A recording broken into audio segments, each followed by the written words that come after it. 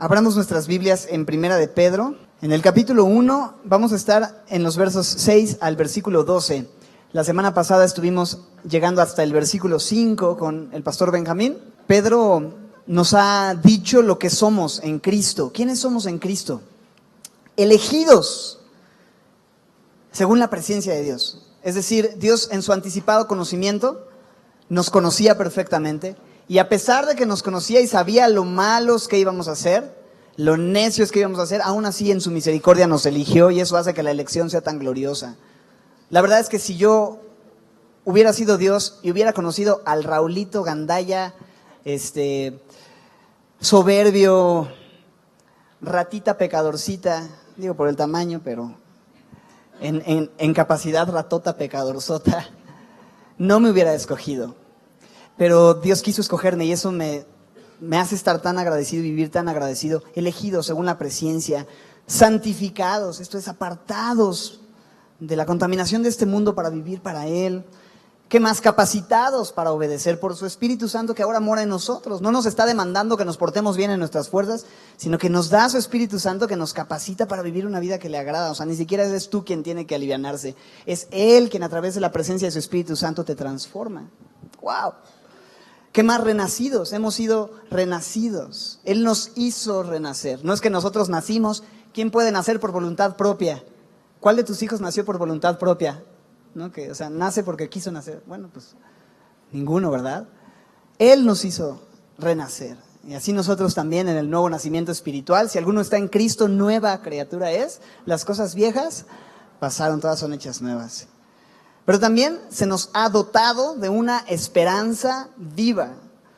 Hemos sido dotados de una esperanza viva. No tenemos una esperanza como la que este mundo ofrece, una esperanza en las cosas temporales, sino que tenemos una esperanza puesta en lo eterno. ¿Y nuestra esperanza quién es? Cristo, un Dios vivo, nuestro Dios vivo. Él es, por eso la esperanza viva. Pero también hemos sido guardados, y somos el día de hoy, guardados por el poder de Dios. ¿Quién guarda tu vida? ¿Quién te cuida? ¿Quién te provee? ¿Quién ve por ti? ¿Quién cuida tus necesidades? Dios mismo. ¿Y cómo lo hace? Con su poder, guardados por el poder de Dios.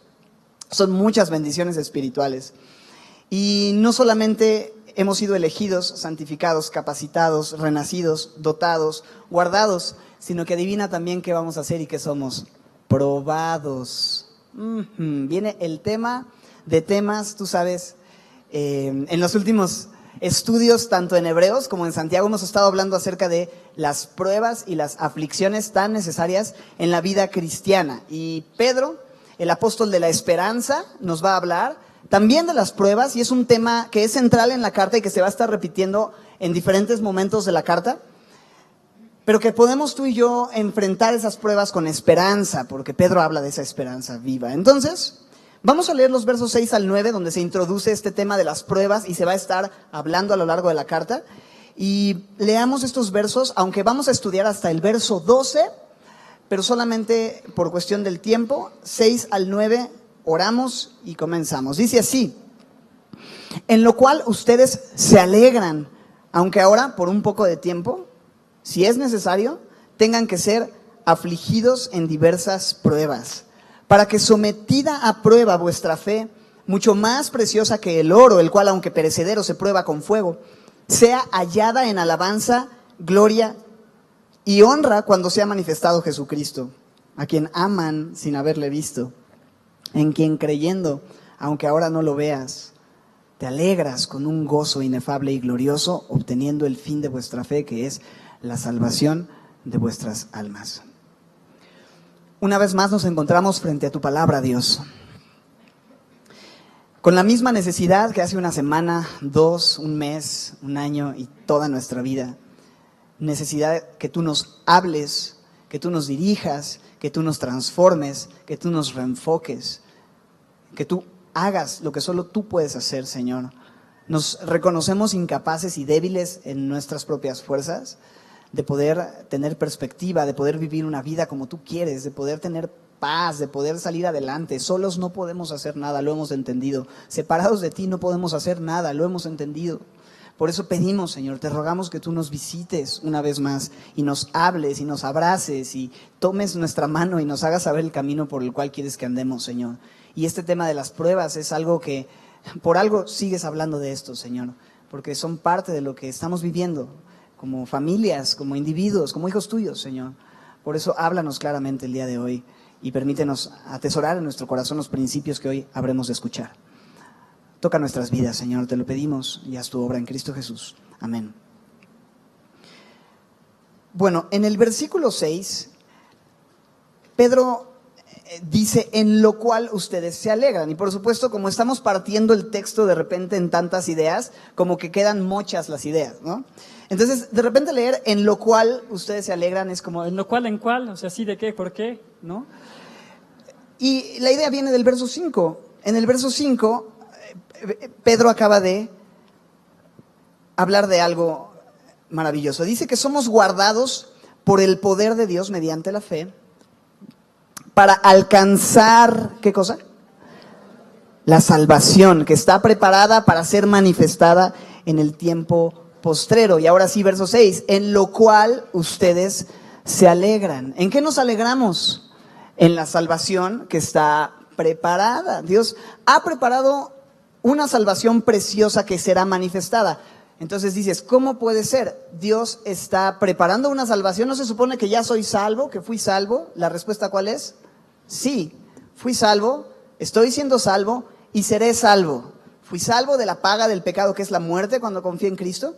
Estoy siendo salvo del poder del pecado que antes me dominaba. Yo era esclavo del pecado y no podía decir no al pecado. Pero en el futuro seré salvo de la presencia del pecado. Habrá un día en el que Dios va a quitar en esta nueva naturaleza, en este estado glorificado al que aspiramos los hijos de Dios, lo que esperamos que Dios haga en nosotros en el futuro. Ya no va a haber más pecado. Ya, o sea, aunque tú quieras pecar, no vas a poder. Bueno, no vas a querer pecar porque tu cuerpo glorificado no va a tener estos deseos caídos. Pero esa es la idea. En el futuro seremos salvos. Y Pedro está hablando de esa salvación futura y está diciendo, en esto ustedes se alegran, sabiendo que un día el Señor va a culminar nuestra salvación, que ya no habrá más este cuerpo de muerte, estos kilos de inmundicia, este costal de kilitos de inmundicia que traemos cargando, unos con un peso menor, otros con un peso mayor, pero al final kilos de inmundicia atrapados en un cuerpo carnal, humano, que tira para el otro lado, que no quiere honrar a Dios. Habrá un día, piensa en esto, habrá un día en el que ya no vas a estar batallando más con esas concupiscencias, esa pasión por lo prohibido dentro de ti. ¿No quisieras que eso sucediera? Pablo dice en Romanos 8, gemimos. No, nosotros el Espíritu Santo gime, la creación gime, nosotros gemimos también dentro de nosotros, porque queremos ya estar con el Señor. En 2 Corintios 5 también habla de cómo es que gemimos, deseando ser revestidos de aquella habitación celestial, donde ya no existirá más la presencia del pecado. Entonces, Pedro dice, tú tienes esta esperanza, alégrate. En eso te alegras. Muchos de nosotros nos alegramos en muchas otras cosas, pero Pedro nos dice, es en esto en lo que te tienes que alegrar, esta salvación. Sin embargo, mira lo que, creo que necesito una botella de agua, no sé si algún servidor, en la salita hay botellas, muchas gracias, como que se me atoró algo acá. Se desmaya, fallece en público. No, no es cierto. Verso 6,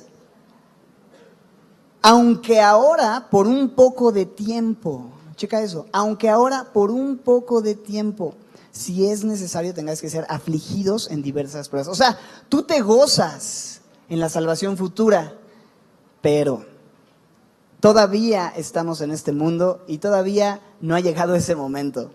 Ahora, por un poco de tiempo, es necesario ser afligidos.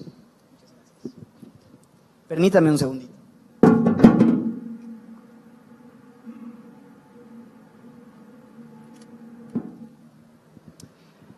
Bien. Aunque tenemos una esperanza viva, nuestra salvación, que un día se va a manifestar, eso es verdad, todo eso es verdad, pero también es verdad que en lo que llega ese momento de ser glorificados, hoy estamos siendo afligidos por diversas pruebas. El tema de las diversas pruebas es algo que se repite muchas veces en la Biblia. ¿Cuántas veces hemos tenido enseñanzas sobre las pruebas en este último año incluso? O sea, lo que va del año, el año pasado. es algo que constantemente la Biblia presenta porque es parte del paquete de seguir a Jesús. Siempre mencionamos en Juan 16:33 cuando Jesús dijo, en el mundo tendrán aflicción, pero confiad porque yo he vencido al mundo. Es cierto, es necesario el ser afligidos en este mundo, es no solo necesario, es inevitable. Sufrimos porque vivimos en un mundo caído, plagado de enfermedades, con desastres naturales. Simplemente así, porque vivimos en este planeta, hay sufrimiento. Sufrimos por nuestra carne, no solo el mundo, nuestra carne. Gran parte de nuestro sufrimiento proviene de nuestras propias manos, porque tomamos decisiones que hacen que nuestras vidas sean difíciles y dolorosas. Nos complicamos nosotros solitos muchas veces la existencia. Sufrimos también no solo por el mundo en el que estamos, por nuestra carne, sino porque otros pecan contra nosotros. Ataques personales, difamación, abuso, etcétera. Todos sufrimos de una u de otra manera en manos de otras personas. Pero también el enemigo, el diablo y sus huestes de maldad. Hay un enemigo en nuestro mundo que es un tramposo, que es mentiroso, divide, destruye, devora, mata, ¿no? Y nos tienta muchas veces incluso prometiéndonos cosas que según dan vida, pero en realidad solo destruyen nuestras vidas. Y es inevitable, sufrimos por todas estas razones, pero incluso sufrimos también debido al buen propósito de Dios. Porque Dios también llama a sus hijos a sufrir para su gloria y para su bien, para nuestro bien redentor. Dios también tiene como plan en este mundo el sufrimiento para hacer y tratar cosas que de ninguna otra forma podrían producirse en nuestras vidas. Entonces, el sufrimiento simplemente, lo que quiero decir con esto es algo parte de la vida. Si tú estás vivo, si tú respiras, vas a sufrir en este mundo. Y la verdad, ¿quién no ha tenido pruebas? O sea, simplemente yo pregunto en este auditorio, esta semana, ¿quién ha estado pasando por pruebas en esta semana, este mes, quizá este año? Yo puedo alzar mi mano con ustedes por algunas cosas. Bien. ¿Quiénes no ahorita están como en un tiempo de mucha tribulación, sino que están en un tiempo tranquilos? Ay, ¿a poco sí? No se animan. Por allá hubo una manita. Hermano, ¿te declaro? No. Digo, ¿te advierto? ¿Te recuerdo? Que un día vas a estar como el resto de nosotros. Somos elegidos, renacidos, herederos, guardados, pero también probados. Es parte del paquete. Sin embargo, podemos siempre descansar en que el sufrimiento tiene propósito. Repita conmigo, hermano, propósito. No. Vamos a ver algunas características de las pruebas que nos pueden dar esperanza. Características de las tribulaciones que nos pueden dar esperanza. Ahí en el verso 6 aparecen algunas. Mira, observa conmigo. Obsérvalo. Obsérvalo. Dice, en lo cual ustedes se alegran. Esta salvación, aunque ahora, por un poco de tiempo, si es necesario, tengáis que ser afligidos en diversas pruebas. Voy a llamar tu atención a esta frase, por un poco de tiempo. ¿Cuánto tiempo van a durar las pruebas y aflicciones en este mundo? Un poco de tiempo. Un poco de tiempo. La aflicción que estás viviendo no va a durar para siempre. Las pruebas que vivimos están limitadas al tiempo. No son eternas, están limitadas al tiempo. Yo sé que hay veces en las que estamos en prueba y nos sentimos tan afligidos y pensamos, esto nunca se va a terminar, ¿no? Es como, será eterno, Señor. Pero la Biblia nos dice que esto es una leve tribulación momentánea. 2 Corintios 4:17. Una leve tribulación momentánea. Y Pablo decía, esta leve tribulación momentánea produce en nosotros un cada vez más excelente y eterno peso de gloria. Por un lado leve, por otro lado excelente. Por un lado momentáneo, por otro lado eterno. Por un lado tribulación, por otro lado gloria. Esos contrastes son muy bellos. Pero me gusta pensar en eso. La Biblia promete que la tribulación que tú y yo estamos viviendo es por un poco de tiempo. Y aunque Dios nos permita entrar en el horno, Él no quita sus ojos del reloj ni su mano del termostato. ¿Ok? Nunca te va a dejar más tiempo ahí como para que salgas de más quemadito. Vas a salir como pastelito en su punto, bro. listo para que el Señor disfrute el sabor que ha producido la prueba en tu vida. Es así, es leve, tribulación momentánea. Y me gusta meditar en eso, porque a veces parece que va a ser eterno. Y aun si la prueba durara toda la vida, ¿cuánto es toda una vida cuando tú lo metes en el plano de la eternidad? ¿Cuántos son 100 años cuando tú lo metes en el mar de la eternidad? Que es una gota de agua en todos los mares del planeta. No se compara. Entonces puedes descansar en esto. Es momentáneo. Primera característica de la prueba es momentáneo. Leve y momentáneo. Pero miren el verso 6 como sigue diciendo. Aunque ahora por un poco de tiempo, ¿qué dice después de la coma? Si es necesario. Ok. Pedro aclara que solamente somos probados si es necesario. Si no es necesario, pues no. Pero adivina qué, que siempre es necesario. O sea que es una forma cordial de decir si es necesario, pero pues ¿cómo te lo explico que siempre es necesario? En realidad, Dios nos conoce perfectamente y sabe cuando necesitamos ser probados. Ciertamente hay tiempos en nuestras vidas en las que no estamos enfrentando una tribulación intensa. Los tamaños de pruebas que vivimos son, ahora vamos a hablar de cómo son diferentes, pero al final Dios sabe cuándo es el momento preciso que dice, a mí se me hace que este Raulito ya se está ensoberbeciendo. Ahí le va un examencito, una pruebita para que se dé cuenta que necesita de mí. Es necesario para Raúl en este tiempo de su vida ser probado. Entonces entiende esto. La prueba que estás viviendo, Dios ha considerado que era necesaria que la vivieras para producir un propósito en tu vida. Nada se sale de sus tiempos, de su control. Otra vez, los ojos en el reloj, la mano en el termostato, porque sabe que es tiempo de que entres al horno. Si es necesario. Podríamos ver la vida de Job y pensar, ¿Job era una chulada de hijo de Dios. O sea, el brother era justo y piadoso, era una persona temerosa de Dios, ofrecía sacrificios por si quizá sus hijos hubieran pecado todas las mañanas muy temprano. Hacía un gran esfuerzo por llevar a su familia delante de Dios, interceder por ellos. Es una persona íntegra en muchos sentidos. Y tú pensarías, bueno, ¿qué necesidad? ¿Para qué tanto problema? Que Job fuera probado. Hasta parecería como que de repente vino Satanás, empezó esta conversación con Dios y Dios como que aburrido le dijo, pues ¿por qué no pruebas a Job? ¿No? Pues a ver qué pasa. Pero en realidad Dios sabía que Job necesitaba las pruebas, porque fue a través de la prueba que Job se dio cuenta que no era tan espiritual como quizá pensaba que era. Y todos nos dimos cuenta en la lectura del libro de Job, cómo es que él dice, de oídas te había oído, pero ahora mis ojos te ven. O sea, yo creía que creía en muchos sentidos. Y tú, en tu amor, me permitiste estas pruebas para darme cuenta de mi necesidad, de mi condición, de tu gloria, de tu poder, aún en medio de mis circunstancias. ¿Era necesario para Job ser probado? Ahora que vemos la historia completa decimos sí, pero a primera lectura diríamos, pues quizá no. Pero no hay nadie que entre al horno si no es necesario, si Dios no considera que es necesario que entre al horno. Nadie va a entrar al horno si Dios no considera que es necesario que entre al horno. Así es que si estás en el horno, date cuenta, y es porque Dios consideró que era necesario que estuvieras en el horno. Hace mucho calor, así como aquí en Semilla. Bueno, pues ahí el Señor va a refrescarte con su gracia.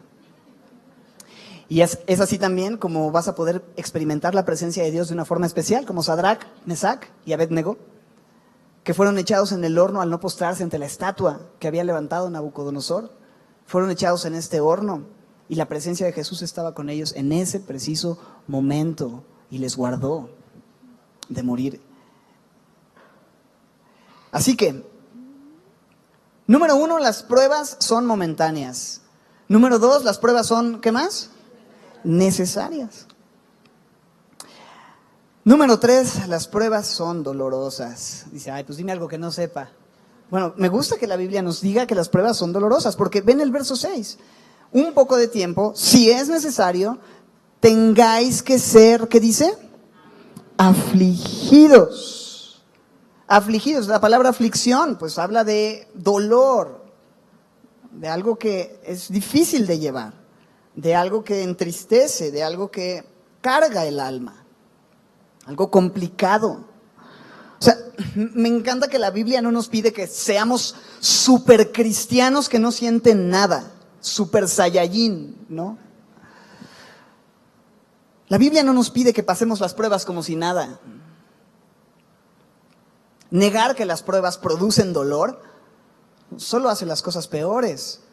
Impide que se produzca en nosotros el fruto de anhelar la gloria eterna. Impide que se produzca en nosotros la confianza en Dios. Porque si yo paso por la prueba y todo sin broncas y todo chido y no es doloroso, no es difícil de llevar, pues ¿para qué necesito a Dios en medio de la prueba, no? Simplemente puedo ir por la vida viviendo y listo. Pero el dolor es algo que Dios usa para producir y forjar y hacer más pesada la esperanza de gloria y la restauración futura que Dios ha prometido. Es bueno el dolor, porque nos permite considerar nuestra condición. Por eso Santiago 5 nos decía, tenemos por bienaventurados a los que padecen, a los que sufren. Bienaventurados son los que lloran, porque ellos recibirán consolación. Ese consuelo que Dios puede traer en medio de tu dolor es algo bueno. Así que las pruebas son momentáneas, necesarias, dolorosas, pero también diversas. Número 4, en el verso 2. Hermanos míos, tened por sumo gozo cuando se hallen en diversas pruebas. Diversas habla de distintos colores, distintas formas, distintos tamaños, diversos. Es como hay una gran cantidad de modelos de prueba y no te toca escoger el que más te gusta. Simplemente te toca el que te toca. Como ayer en una comida familiar que tuvimos, donde los meseros iban trayendo 2 distintos platillos y escuché que el capitán de mesero les dijo, ni preguntes cómo les caigan. Y así los fueron dando, ¿no? Y yo pues quería mi pollito en adobo y me sirvieron esa comida de boda que es como un pescado así con una salsa bien fea. ¿Por qué estoy diciendo eso? Ok. Te toca lo que te toca. Ok, no lo que te toca. Lo que Dios considera que tú necesitas en ese momento. Pero adivina qué acompaña la prueba. También diversa gracia. Es decir, hay diferentes colores de prueba, pero también hay una multiforme gracia. Hay diferentes colores de gracia, diferentes tamaños de gracia, o mejor dicho, formas de gracia que acompañan cada prueba. Esta palabra diversas se repite en 1 de Pedro 4:10, donde Pedro habla de la multiforme gracia. Es la misma palabra multiforme, diversas. Las pruebas son diferentes, pero cada prueba tiene su color de gracia.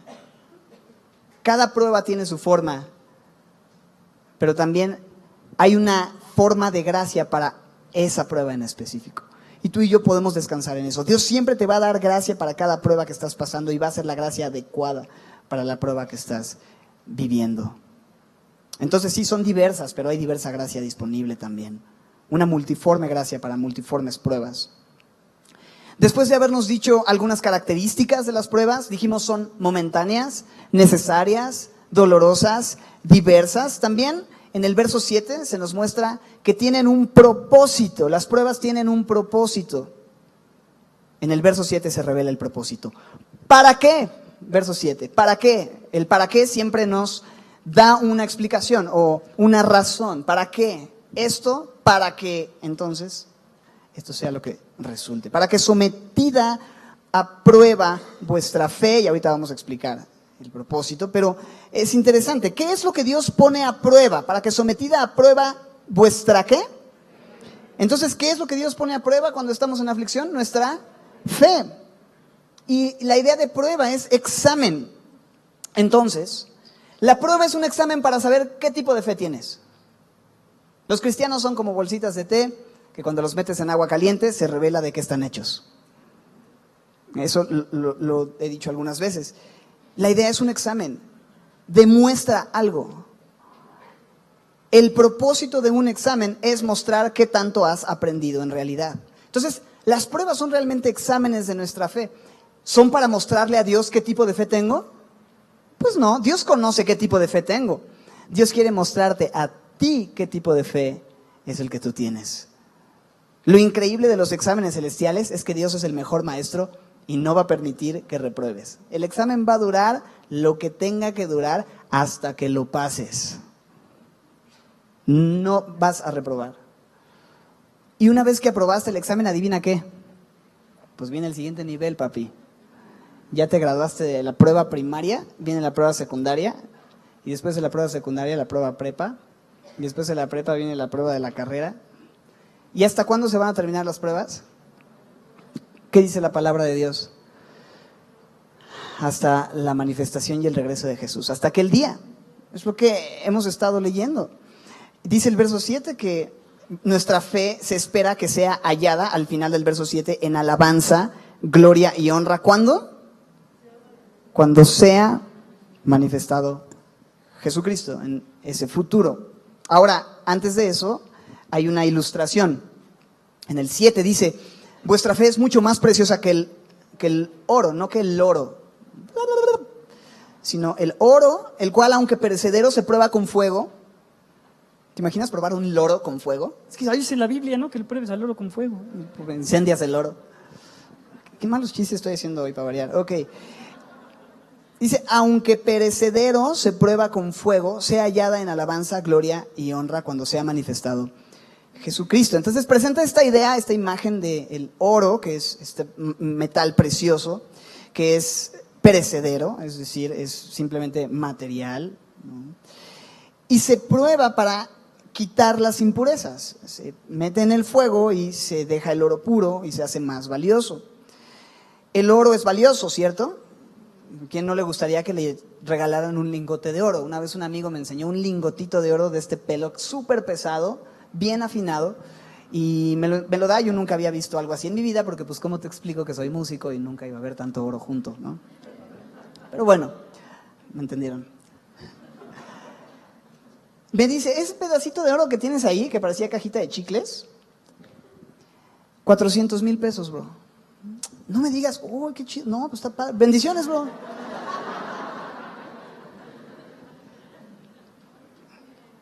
¿A quién no le gustaría que le llegaran y le dijeran, mira, tengo una cajita de chicles de oro puro?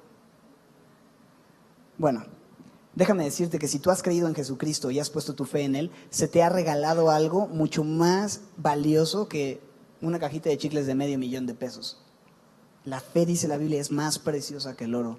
Pocas veces nosotros vemos nuestra fe, la vida cristiana, el regalo de la salvación, el caminar con Jesús, como algo más precioso que el oro. La palabra de Dios, dice el salmista, es más preciosa que el oro.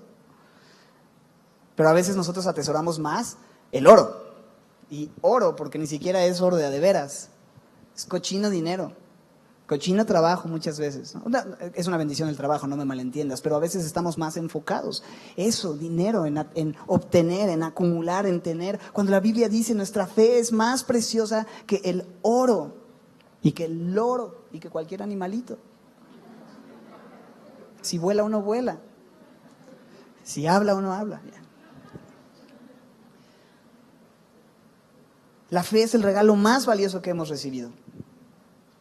Dice en Efesios 2, por gracia sois salvos, por medio de la fe, y esto no es de ustedes, pues es don, es un regalo que Dios nos ha dado.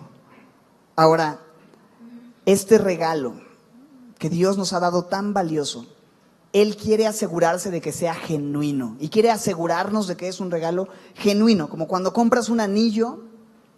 Cuando me tocó ir a comprar el anillo de compromiso de mi esposa, pues no quieres que te den gato por liebre y tienes que asegurarte de lo que estás comprando. Y en las joyerías, pues algunas veces te venden la joya o el oro con un certificado de que es valioso, que es real. De la misma manera, Dios te ha regalado la fe y Él va a hacer que esa fe sea pura y genuina y va a comprobar que la fe es pura y genuina a través de las pruebas. La manera y el certificado que Dios te da de que tu fe es auténtica son las pruebas. Y ahorita vamos a entender un poco esta idea. En el verso 7 dice que en el futuro va a ser hallada en alabanza, gloria y honra cuando sea manifestado Jesucristo. Pero tú no tienes que esperarte hasta aquel día en el que Cristo regrese para saber si tu fe era auténtica o no era auténtica. Porque Dios ya te está dando hoy un certificado de que es auténtica. ¿Te imaginas que Dios no te diera el certificado? Que tú no supieras sino hasta aquel día si era una fe genuina o era una fe muerta. Porque ciertamente la Biblia habla de que hay mucha gente que tiene una fe falsa, una fe muerta. En la parábola del sembrador nos dice que la semilla cayó en un tipo de tierra que al parecer creció y parecía que tenía fe, pero cuando salió el sol se marchitó. Entonces, esa fe realmente no era una fe auténtica. El sol representa la aflicción y las pruebas. Entonces, las pruebas son el certificado, hacen evidente si la fe es auténtica o no. Y yo veo en esto la gracia de Dios, porque Él pudo dejarnos toda nuestra vida creyendo que teníamos una super fe y al llegar ahí darnos cuenta de que no. Las pruebas son importantes para demostrar que algo está bien hecho, que es auténtico. Piensa en esto, un cirujano, a quien nunca le hicieron un examen, nunca tomó un examen, nunca hizo una prueba, pero de repente resulta que tú necesitas una cirugía a corazón abierto y es el único cirujano disponible. ¿Lo dejarías operarte? Jamás ha operado a nadie, jamás hizo un examen, jamás hizo una prueba, pero pues es cirujano. ¿Cómo le hizo? ¿Quién sabe? ¿Que te opere? Ah, pues ahí está. Por supuesto que no. No puedes llegar al momento más importante sin haber pasado por pruebas. Dios en su misericordia va probando y purificando nuestra fe antes de que llegue la manifestación de Jesucristo, porque allí sí va a ser evidente qué tipo de fe teníamos. Ahí se va a demostrar. Y el día de hoy tú ya puedes ir viendo en tu propia vida, en las pruebas que vas viviendo, cómo está tu fe. ¿Tienes ese certificado de que es una fe auténtica? Porque aquellos que han salido corriendo después de la tribulación, después de la persecución, después de la aflicción por causa del evangelio, nos damos cuenta, tropiezan porque realmente no tenían una fe auténtica. Solo tenían una emoción del momento. Les gustó lo que sintieron, lo que escucharon y decidieron levantar su mano en aquel llamado. Yo quiero aceptar a Jesús, ¿no? Y se paran y pasan al frente y están llorando, pero después pasa el tiempo y ¿qué pasó? Las pruebas demostraron que no era una fe auténtica. Si a pesar de las pruebas estás el día de hoy aferrado a la gracia de Jesús, y no solo eso, sino que tienes gozo, y tienes paz, y tienes alegría, y tienes esperanza, entonces puedes tú mismo saber a partir del examen que tu fe es verdadera. Pero mira cómo sigue diciendo en el verso 8. Después de hablar de la manifestación de Jesucristo, de aquel día en que nuestra fe será hallada en alabanza, gloria y honra, después de haber sido purificada, dice a Jesucristo, y me encanta como especie de paréntesis que dice, a quien aman sin haberlo visto, en quien creyendo, aunque ahora no lo veas, te alegras con gozo inefable y glorioso. Ese versículo es hermoso, siempre ha llamado mi atención desde que me convertí. Cuando tenía mis tiempos de lectura así sin una previa explicación de lo que significa la Biblia, sino así como bien nuevo y sin entender muchas cosas, solo leyendo la Biblia. Esos tiempos son tan bellos. Si tú eres un nuevo creyente, lee todo lo que puedas, porque cuando te empiecen a explicar, igual y te van a arruinar la Biblia. No, espero que no te la arruinemos, queremos ayudarte. Pero no hay nada como dejar cuando el Espíritu empieza a hablar a tu corazón de una forma personal. Y después, claro, cuando ya tienes muchos años, cada vez que te acercas a la Biblia, leerla como si fuera la primera vez y dejar que los principios bíblicos transformen tu mente, tu corazón. Bueno, este versículo es hermoso. A Jesús, a quien amamos sin haberlo visto, en quien creyendo, aunque ahora no lo veas, o sea, no lo ves, no lo ves. La vida cristiana es por fe, no por vista. Y tú y yo creemos y amamos a alguien a quien nunca hemos visto y por eso el mundo nos tira de locos. Pero no solamente no lo vemos, mejor dicho, no solamente dice amar, dice creer, pero también dice que nos alegramos con gozo inefable y glorioso. Y este gozo es posible, este gozo, no solo cualquier gozo, sino una alegría acompañada de gozo inefable. ¿Qué es inefable? Indescriptible. O sea, no te lo puedo explicar. El gozo que yo tengo no te lo puedo explicar. Gozo inefable, gozo glorioso. Ese tipo de gozo es posible en medio de las pruebas. No es, pues mira, el tiempo de la prueba es de agüite, pero en el futuro ya vendrá la gloria y vendrá el gozo glorioso. Pueden suceder simultáneamente en la vida del cristiano. El cristiano tiene una vida en este mundo agridulce, entre la esperanza y el dolor, entre las dificultades, pero también la esperanza, la paz que sobrepasa todo entendimiento que guarda nuestros corazones y nuestros pensamientos en Cristo Jesús. Y es posible tener un gozo inefable y glorioso pero solamente, escucha bien esto, solamente en la persona de Jesús, solamente por la persona de Jesús, porque dice ahí, esa alegría con gozo inefable y glorioso, ¿de dónde proviene? Verso 8, a quien amamos sin haberle visto, en quien creyendo nos alegramos con gozo inefable y glorioso. La fuente de ese gozo es el amor de Dios, la fe en Dios. Si tú no conoces el amor de Dios y no has depositado tu fe y tu confianza en Jesús, si tú no conoces el amor de Jesús, no amas a Jesús. Si tú no crees en Jesús, no has depositado tu fe en Jesús, no vas a conocer la alegría acompañado de gozo inefable y glorioso. No hay gozo para aquellos que no conocen a Cristo. No el gozo de la palabra, no el gozo en la aflicción, no el gozo verdadero. Primero menciona a quien amamos. Nosotros le amamos a Él porque Él nos amó primero. Entonces, conocer su amor, o sea, los enamorados. Te puede estar yendo como en feria en la vida, pero si tú estás enamorado, o sea, estás como que, o sea, en esos primeros meses que se pueden extender a años con la bendición de Dios en tu matrimonio también, o sea, estás enamorado y las pruebas y las dificultades son así como, o sea, te está yendo como en feria y tú así.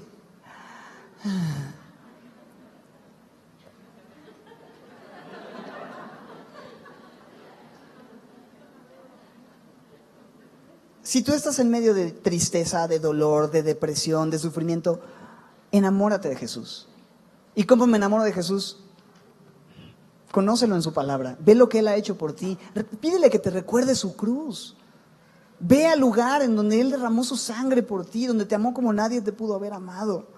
Y en esa relación de amor vas a encontrar tu alegría, un gozo inefable y glorioso. Pero no esperes experimentar ese gozo si en lugar de amar a Jesús, solamente te amas a ti y vives para ti. Para alegrarte en medio de las pruebas es necesario el amor de Dios. Pero también lo que dice, creer, ¿no? En quien creyendo. O sea, para tener gozo en medio de las pruebas, tú tienes que creer no solo en Jesús, sino a Jesús. No solo en Dios, sino creerle a Dios. ¿Qué es lo que Dios ha dicho acerca de tu prueba? ¿Sabes qué ha dicho? Pasemos al otro lado. Eso fue lo que le dijo a sus discípulos cuando iba a atravesar el mar de Galilea. No les dijo, entremos en la barquita y naufraguemos a mitad del mar de Galilea. Él dijo, pasemos al otro lado. Y si Dios ha dicho, pasemos al otro lado, ¿qué significa eso? Que Dios te va a llevar al otro lado, independientemente de la tormenta que se avecine. Él ha dado su palabra. Y si su palabra es así, es firme, nada puede cambiarla. ¿Crees lo que Dios ha dicho? Tal vez. Por eso es que no podemos muchas veces tener gozo. El amor de Dios, la fe en las palabras de Jesús, eso, aunque ahora no lo veas, te permite tener este gozo inefable y glorioso. La pregunta es, ¿cómo puedo amar más a Jesús? ¿Cómo puedo conocer mejor a Jesús? ¿Cómo es posible hacer esto? ¿Cómo puedo establecerme en la fe? La fe viene por el oír y el oír por la palabra de Dios. Y aquí hay algo importante a mencionar. ¿Cuántas veces estamos pasando por tribulaciones, por pruebas, dificultades, tenemos problemas? Y el último recurso del que echamos mano es de la presencia de Dios, del consejo de Dios, de leer la palabra, de orar. O sea, muchas veces oramos cuando ya no tenemos nada más que nos quede hacer, ¿no? Cuando debería ser nuestro primer recurso. Y estamos tan estresados, haciendo llamadas, preocupados, viendo quién me va a sacar de la bronca. Oye, todavía tengo el contacto de mi tío rico, aquel que una vez me dijo que me iba a dar trabajo, porque esta bronca económica no la voy a resolver sin él. Y ¿sabes qué? Le voy a pedir el consejo hasta con el pastor. Ah, brother, el pastor menos tiene que decir nada. Quieren ir con el psicólogo, quieren ir todos como Pedro, ¿no? Que les pregunta a Jesús, ¿ustedes también se quieren ir? Y Pedro dice, ¿a quién iremos? Tú tienes palabras de vida eterna. Y a veces nuestros pensamientos, cuando somos confrontados, cuando hay tensión, cuando hay prueba, queremos ir y acudir a cualquier otro lugar, cuando solo Él tiene las palabras que tú necesitas, el consejo, el ánimo, las promesas, el descanso. revisa tu vida. Yo fui tan confrontado esta semana porque han sido un par de semanas bien duras. He estado dándole vueltas a algunos temas que me tienen pues orando y dependiendo de Dios,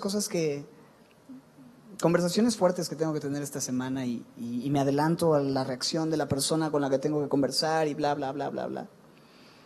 Y estoy dando vueltas y ¿sabes? Los primeros días fueron miserables porque me desperté pensando en eso, tomando mi celular y haciendo 1000 llamadas. Así, me despertaba, pensaba en eso, checaba unos correos, hacía unas llamadas, en vez de pararme y abrir la Biblia. Y es como, pastor, ¿no nos predicas todo el tiempo que eso es lo que hay que hacer? Pues sí, pero yo también soy pecador. Entiéndanme. Y ¿sabes qué? Hubo un día en el que dije, ya, no puedo vivir así. Y decidí una mañana abrir mi Biblia y ir al consejo de Dios, leer, marcar mi Biblia, anotar lo que Dios me estaba diciendo y ¿sabes qué? Cambió tanto mi día y mi semana. Y el problema sigue ahí, está cada vez peor. Pero cada vez tengo más paz. Está ahí. Y yo necesito aplicarme esto que estamos estudiando. Nos perdemos del gozo inefable y glorioso porque no vamos a la única fuente de paz, de perspectiva con nuestro Señor, porque no lo vemos, porque le amamos sin haberle visto, porque creemos en Él sin verlo aún. Y a veces queremos acudir a lo que vemos. Es como más seguro, según nuestra carne, aquellas cosas que puedo tocar, que puedo obtener, aquellas, sí, cosas de este mundo. Pero Dios dice, el cristiano no vive. Tú como hijo mío no vives por las cosas que ves, sino las que no ves. Porque lo que se ve es temporal, lo que no se ve es eterno. En el verso 9 dice, obteniendo el fin de vuestra fe, que es la salvación de vuestras almas. El fin de vuestra fe, la culminación de nuestra fe, ¿es qué cosa? La salvación de nuestras almas, y esto es algo que ya hemos hablado y es algo que es causa de gozo, ¿no? En esto nos alegramos. Lo acaba de decir en el verso 6, ¿no? ¿En qué nos alegramos según el verso 6? En la salvación del verso 5. Bueno, aquí también está. Obtenemos el fin de nuestra fe, que es la salvación de nuestras almas. La misma razón de alegría. La salvación de nuestras almas es la obra de Cristo. La persona de Cristo y la obra de Cristo son la única razón de alegría permanente. Terminamos en los versos 10 al 12 observando esta idea que Pedro presenta sobre los sorprendidos que están los profetas y los ángeles al saber cómo es que Dios habría de salvar al hombre. O sea, cuando los profetas y los ángeles ven el plan de Dios de salvación, el plan de salvación, lo ven, los profetas en el Antiguo Testamento, inspirados por el Espíritu, empiezan a entender cómo Dios habría de llevar a cabo su plan de salvación. Y los ángeles desde el cielo observan el despliegue del plan de salvación desde la eternidad y hasta la eternidad. Los dos están inquietos por saber más. Y a nosotros muchas veces nos vale gorro. Pero checa lo que dicen los versos 10 al 12. Los profetas que profetizaron de la gracia destinada a ustedes, inquirieron y diligentemente indagaron acerca de esta salvación, que es el fin de nuestras almas, que es una salvación que será consumada en el futuro, que es gloriosa, que es efectuada por la obra de Cristo. Bueno, ellos indagaron de esta gloriosa salvación y escudriñaron, dice el texto, qué persona y qué tiempo indicaba el Espíritu de Cristo que estaba en ellos, el cual anunciaba de antemano los sufrimientos del Cristo y las glorias que vendrían tras ellos. A estos se les reveló que no para sí mismos, sino para nosotros, administraban las cosas que ahora les son anunciadas por los que han predicado el Evangelio por el Espíritu Santo enviado del cielo.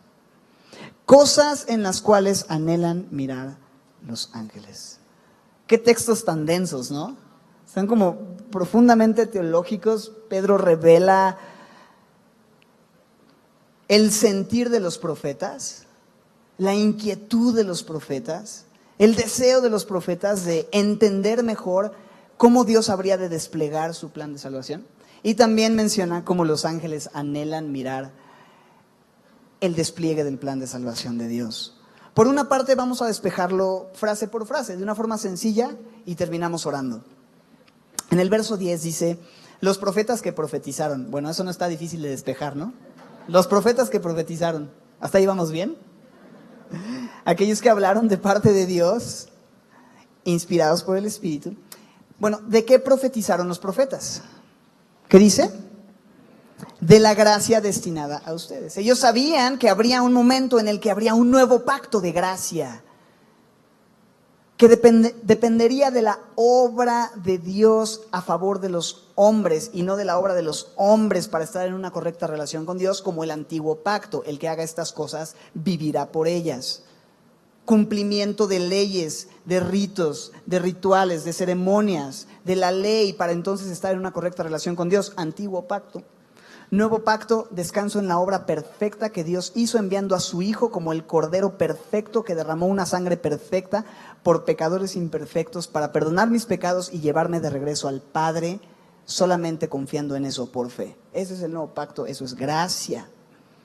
Ellos sabían que habría un momento en el que Dios habría de cambiar el corazón de piedra por un corazón de carne y que escribiría la ley de Dios en nuestros corazones, ya no en tablas, sino Él a través de la presencia de su Espíritu nos permitiría vivir una vida que honrase a Dios, que honrara a Dios.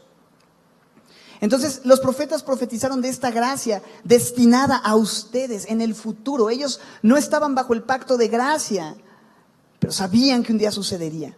Y ellos inquirieron y diligentemente indagaron acerca de esta salvación. ¿Cómo inquirieron e indagaron? ¿Leyeron los evangelios? ¿Leyeron el Nuevo Testamento? Pues no existía Nuevo Testamento, no existían los evangelios. ¿Cómo indagaron? ¿Sabes cómo indagaron? A través de estudiar sus propios escritos. Ellos, inspirados por Dios, sabían que Dios estaba hablando de lo que habría de suceder e indagaron, seguramente, creo yo, a través de sus propias profecías. ¿Qué es lo que Dios está diciendo que va a suceder? Y se ponían a estudiar sus propios escritos, sabiendo que no era algo que se les ocurrió, sino que Dios les estaba inspirando para hablar al pueblo de Dios y hablar a futuro. Y dice en el verso 11 que ellos escudriñaban qué persona y qué tiempo indicaba el Espíritu de Cristo que estaba en ellos. ¿Cómo es que ellos pudieron hablar en profecía, a futuro, acerca de lo que Dios habría de hacer? ¿Cómo es que ellos lograron saber qué seguía?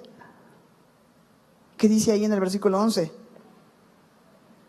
El Espíritu de Cristo que estaba en ellos es quien les indicaba. Y dice que escudriñaban qué persona y en qué tiempo. El Espíritu me está mostrando que va a suceder en cierto tiempo a través de cierta persona. Y esa persona sería Jesucristo. Sería el Mesías prometido. Sería Dios con nosotros. Ellos no sabían cómo sucedería, pero sí estaban ansiosos por saber los detalles del nacimiento de Jesús. Y sabían que habría de nacer en Belén, ¿cierto? Miqueas habla de que habría de nacer en Belén. Isaías habla de cómo iba a morir, detalles en el capítulo 53, ¿recuerdas? De su muerte, tan detallados sus sufrimientos. Y hay más de 300 profecías escritas antes de Cristo, detallando la vida, el ministerio, la muerte e incluso la resurrección y la gloria futura de Cristo. Ellos querían saber más. ¿Y sabes algo? Tú puedes estudiar los profetas del Antiguo Testamento y te vas a encontrar con Jesús, una y otra vez. Porque a veces es como, no, pues nada más el Nuevo Testamento. ¿Quieres ver a Jesús? Juan. Juan es el evangelio que por excelencia, sí, y claro, estas cosas se han escrito para que creas que Jesús es el Hijo de Dios y para que creyendo tengas vida en su nombre. Pero no solamente el Nuevo Testamento y el evangelio de Juan. El Antiguo Testamento, si tú vas a través del Antiguo Testamento, te vas a encontrar con Jesús incluso desde Génesis. Co-creando con el Padre, pero también Dios hablando de cómo este protoevangelio en el capítulo 3, donde la serpiente heriría en el calcañar a la mujer y la mujer le heriría en la cabeza. La simiente de la mujer, hablando de Jesús viniendo a nacer para aplastar el reino del enemigo, de Satanás, etc. Y lo puedes ver en Génesis, y lo puedes ver en las historias, en la vida de José como un tipo de Jesús, lo puedes ver en Éxodo, Levítico, o sea, en todo el Antiguo Testamento, los profetas, Moisés, los profetas. Ahí está el Señor. Y dice que ellos indagaban. Dice, el Espíritu de Cristo que estaba en ellos, que anunciaba de antemano los sufrimientos de Cristo y las glorias que vendrían tras ellos. Ellos veían los sufrimientos de Cristo y las glorias. No sabían cómo iba a suceder el sufrimiento y la gloria. Porque el sufrimiento en su primer venida y la gloria en su segunda venida, ¿cierto? Ellos veían solamente los dos montes, el Calvario en el sufrimiento, el monte Sión, donde Él regresaría. pero no veían que había un valle en medio de esos dos montes que es la era de la iglesia. Sin embargo, ellos querían saber, si ellos tuvieran Efesios el día de hoy, donde la palabra nos muestra cómo de los dos pueblos, judíos y gentiles, hizo uno solo. Los evangelios, como te dije, Mateo, Marcos, Lucas, Juan, narrando la vida, la pasión de Jesús. O sea, ellos se hubieran vuelto locos por tener una Biblia como la que tú y yo tenemos. Ya dije eso, ¿verdad?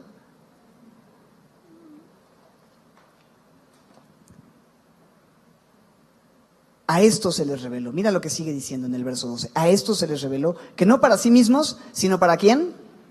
Para nosotros. Administraban las cosas que ellos estaban predicando, las que ahora les son anunciadas por aquellos que les han predicado el Evangelio por el Espíritu Santo enviado del cielo. ¿Cómo resolvemos esta ecuación? Es muy sencillo. Bueno, no es tan sencillo, pero vamos a intentarlo. Estos hombres sabían que el mensaje que estaban dando no era para ellos, sino para nosotros. Nosotros a quienes se nos ha predicado el Evangelio, y la gente que ha predicado el Evangelio por el Espíritu Santo. Una persona no puede predicar el Evangelio sin la presencia del Espíritu Santo en su vida. O bueno, sí se puede, pero no va a ser efectivo. ¿Cómo es que la comunidad a la que Pedro escribe, la comunidad pedrina, por darle un título para entenderlo, creyó en el Evangelio? Pues ahí dice, hubieron quienes les predicaron el Evangelio, capacitados por el Espíritu Santo. Entonces Dios envió su Espíritu Santo para capacitar a ciertas personas que anunciaran el Evangelio a la comunidad pedrina. Y estas personas anunciaban un Evangelio que no era nuevo, sino que los profetas administraron y anunciaron desde el Antiguo Testamento. O sea, en otras palabras, no es nuevo. Si es nuevo, no es bíblico. Si es bíblico, no es nuevo. Para Pedro es muy importante que ellos sepan, el mensaje que yo estoy trayendo no es algo que a mí se me ocurrió. Desde los profetas hasta quien te predicó el Evangelio, es algo que ya estaba predicho. Y luego termina en el verso 12 diciendo esto, que es increíble. Cosas en las cuales anhelan mirar los ángeles. O sea, los ángeles ven desde los profetas, ven a los apóstoles predicando, ven a la gente convertida y ven todo el plan de salvación de Génesis, Apocalipsis, y están sorprendidos de cómo es que nosotros, que nunca hemos visto a Dios, podemos amarlo y creer en Él. Ellos, los ángeles, ven a Dios. Sí. ¿Estarán sorprendidos con la gloria de Dios? Si yo fuera un ángel, pues sí llevaría mis lentes de sol, ¿no? Ante el trono. Los ángeles pueden ver eso, nosotros no. Y ellos dicen, ¿cómo puede ser que estos cuates que nunca han visto la gloria de Dios puedan amar y servir y vivir para Él y tomar decisiones locas como dejar su vida de pecado, su vida de autosatisfacción, su vida egoísta por una persona que nunca han visto? ¿Qué es esto? Están sorprendidos. Y más aún están sorprendidos y anhelan ver cómo es que Dios puede amar a gente como nosotros. O sea, Dios, vas a dar a tu precioso Hijo, a quien hemos visto entronado en gloria, por esos cuates. Y ven el mundo y ven nuestra condición y ven cómo nos tratamos y ven lo que sucede y ven nuestras acciones y ven nuestras actitudes, pero de repente ven a Dios amándonos, entregando a su Hijo, siendo paciente, siendo fiel, y dicen, ¿qué es esto? Los ángeles anhelan mirar estas cosas y no lo entienden. Nosotros somos parte del plan de salvación. El actor principal es Jesucristo, pero nosotros somos en quienes este actor principal ha actuado en favor. Él ha actuado en favor de nosotros. Y los ángeles están como con serie de Netflix picadísimos, así viendo qué va a suceder, ¿no? O sea, estaba muerto en pecados, alguien le predicó el Evangelio, recibió a Cristo, está leyendo la Biblia, se está discipulando, está empezando a amar a su esposa, su matrimonio fue restaurado, ahora es usado para predicar la palabra. O sea, es como, wow, ¿ya viste eso? Y muchas veces nosotros pues ni abrimos nuestra Biblia, o sea, los profetas anhelaban verlo a futuro, los ángeles lo miran desde arriba y nosotros no nos importa verlo. Hay mucho más de lo que podemos explicar en 15 minutos en estos versículos, por supuesto. Pero lo único que quiero llamar tu atención es a darte cuenta que aquello que estamos viviendo los hijos de Dios en este tiempo, en esta época de la eternidad, es algo sublime, glorioso, que los ángeles están ansiosos de ver. Los ángeles han visto cosas muy bellas, los ángeles han visto cosas muy tremendas y quieren seguir viendo cómo Dios se va a manifestar y a glorificar en nuestras vidas, en esta iglesia, en nuestras familias, en cada uno de nosotros. Quieren ver eso. ¿Lo quieres ver tú? ¿Te gustaría ver cómo Dios puede hacer esto? ¿No estás ansioso por ver, por leer, por entender lo que los profetas no pudieron terminar de indagar porque estaba velado, porque era incompleto, pero ahora tenemos la palabra? ¿No estás ansioso por entender y conocer el propósito y el plan de Dios? Tenemos una esperanza viva, aún en medio de las pruebas, porque sabemos que las pruebas son momentáneas, necesarias, dolorosas, diversas y tienen un propósito: certificar mi fe para que aquel día sea hallada en alabanza, gloria y honra. Y esa esperanza viva nos acompaña mientras vamos a casa, pero el día de hoy nos llena de un gozo inefable y glorioso porque amamos a Jesús, confiamos en Jesús y podemos agradecer la salvación que Él nos ha dado y estamos seguros que Él va a completar la obra hasta el día de Cristo. Amén.